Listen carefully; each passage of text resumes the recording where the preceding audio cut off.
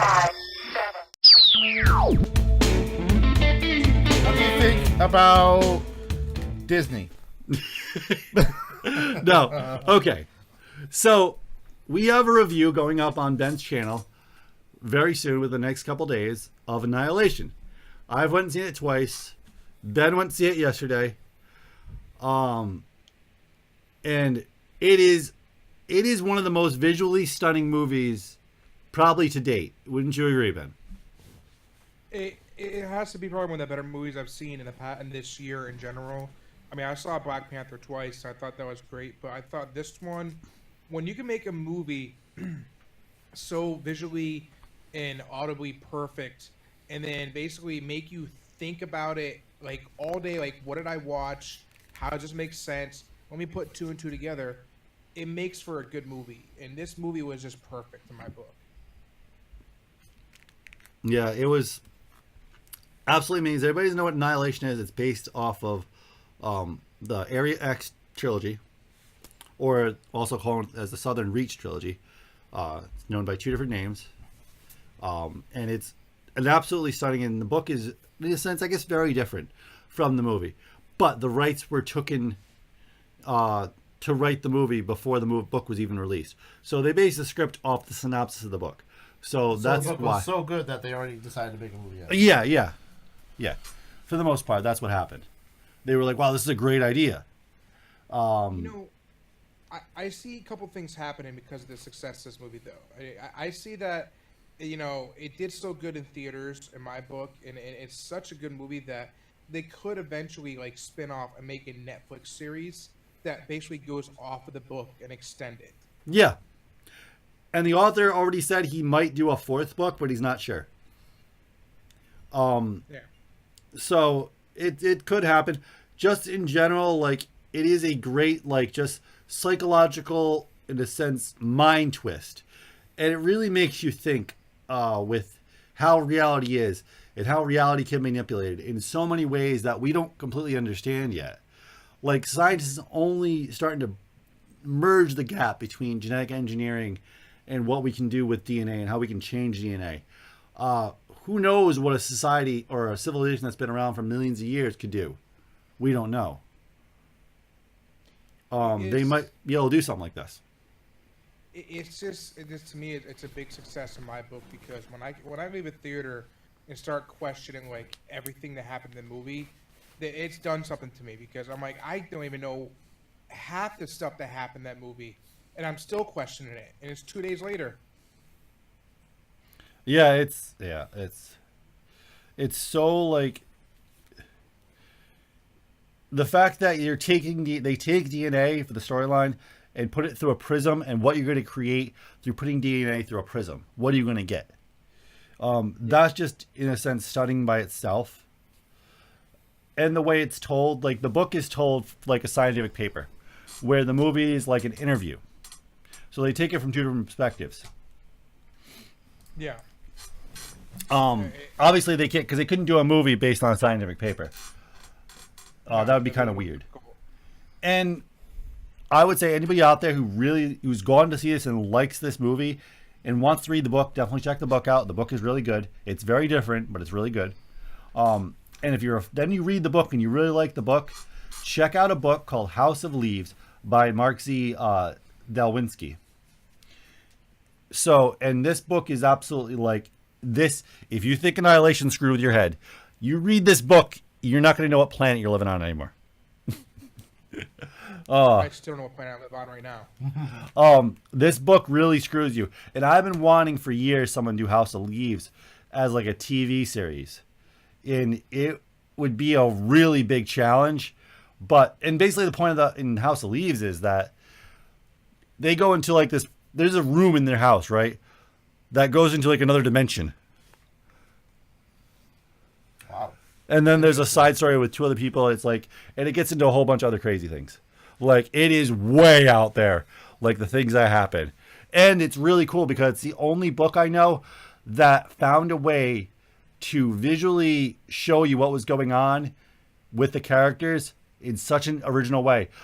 in some pages the text will be really big, some are really small, some there's only one word on the page, some the text goes around the edge of the book, around and around and around and around and around. It's really bizarre, but it gets you into that mind state of what that character is dealing with. It's really good. That's a weird way to read a book. Yeah, you.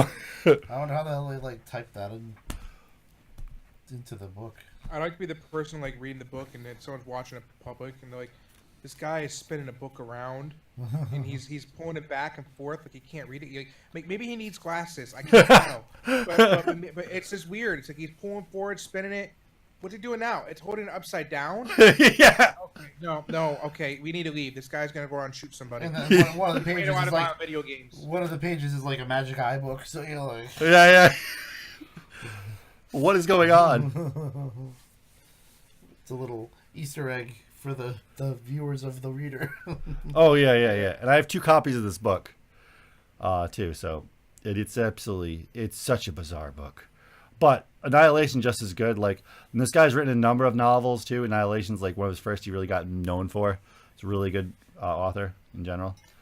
And he's written one fiction book, a nonfiction book about creative writing. So if you're a creative writer out there and you want some inspiration, it's a, what do you call it? Why I Want to Slit Your Throat. That's the name of the book. Wow. And it's a journey of like being a creative writer. I want to. What's that? The movie we want to see? A Quiet Place. No. Well, yeah, that's what you guys want to see. No, the Bruce Willis movie. Bruce Willis movie. Oh, Death Wish. Death Wish.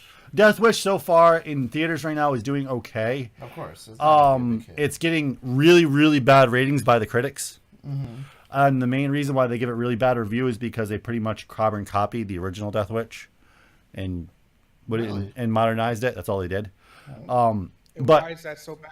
Yeah. So People complain when they do that. Yeah. Now when they do that, they don't complain. Yeah. So the other way around. The audience scores are coming back really good for the movie because I think people are going there and getting the nostalgia of remember seeing the original Death Wish and going, "This is awesome." I don't remember it. So I'm guessing Bruce Willis is living up to, what's his face's Bronson. Shadow. Yeah, Bronson, Charles Bronson, Shadow. But there's 5 movies for the Death Charles Wish series. Bronson. Yeah. Yeah. So we'll see if they do more. They might. They just might. So the other thing I want to point out, there's another book out there we just found yesterday that might be kind of House of Leaves-ish. So we might have a third book that's kind of just as twisted as Annihilation. And it's called The Mystery Doc. And it's a really big book. And it has like just random pictures about stuff. And it's, yeah. We're going to see where that goes, and I'll give you an update on how that is. I just want to throw this out there real quick. If anyone wants to watch a movie and take a challenge, go on Netflix and watch Veronica. Apparently, people can't get halfway through the movie without turning it off.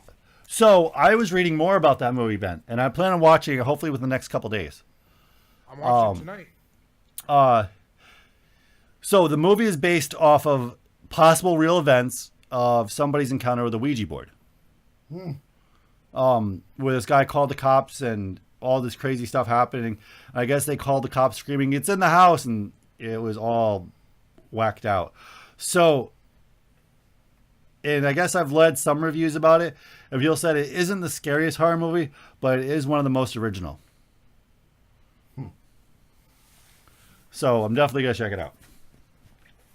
Yes, I'm definitely going to check it out tonight. Yeah. And Ben will not be sleeping tonight.